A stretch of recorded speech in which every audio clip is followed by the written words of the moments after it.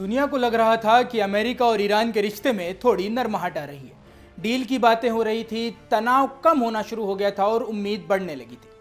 लेकिन तभी Donald Trump का एक बयान आता है और पूरा गेम चेंज हो गया। ट्रंप ने साफ कहा कि ईरान का यूरेनियम किसी भी हालत में बाहर नहीं भेजा जाएगा और यह मैसेज सिर्फ ईरान के लिए ही नहीं बल्कि रूस और चीन के लिए भी था।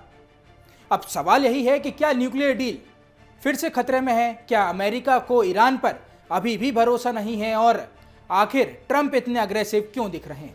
आइए समझते हैं इस पूरी कहानी को डिटेल में। ईरान ने किया बड़ा दावा। दरअसल हाल ही में ईरान की तरफ से एक बड़ा दावा किया गया था कि अमेरिका के साथ न्यूक्लियर डील को लेकर बातचीत आगे बढ़ रही है, यानी दोनों देशों के बीच कोई नई डील हो सकती थी। लेकिन तभी सामने आया और उन्होंने कहा इस दावे को लगभग खारिज कर दिया जाएगा।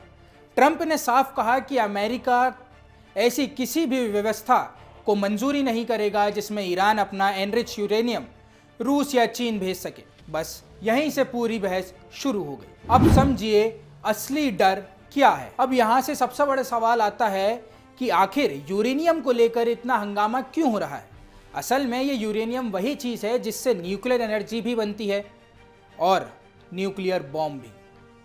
अगर इसे ज्यादा लेवल पर इनरिच किया जाए तो वहीं परमाणु हथियार बनने के भी इस्तेमाल हो सकता है। अमेरिका को पश्चिम देशों को लंबे समय से डर है कि ईरान कहीं सीक्रेट हथियार बनाने की दिशा में तो नहीं बढ़ रहा।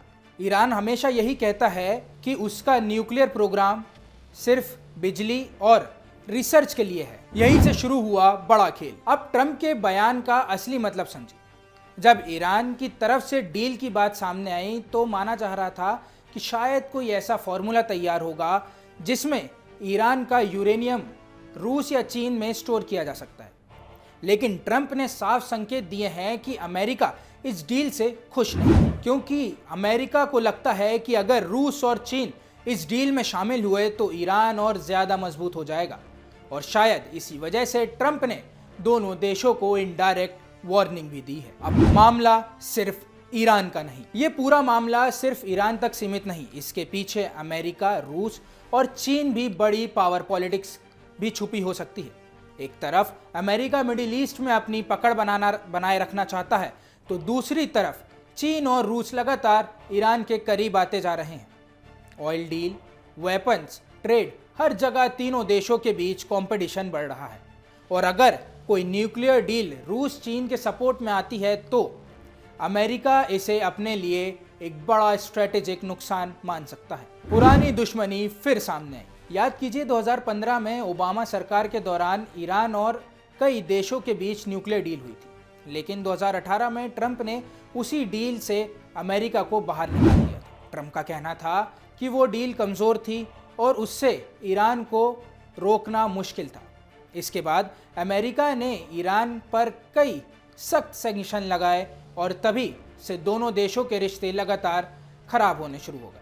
अब ट्रंप के नए बयान से साफ दिखाई दे रहा है कि ईरान को लेकर उनका रुख आज भी पहले जैसा ही सख्त है। इन सब के बीच अब दुनिया की नज़र इस बात पर टिकी हुई है कि बातचीत आगे बढ़ेगी या फिर तनाव और ज़्यादा बढ़ जाएगा।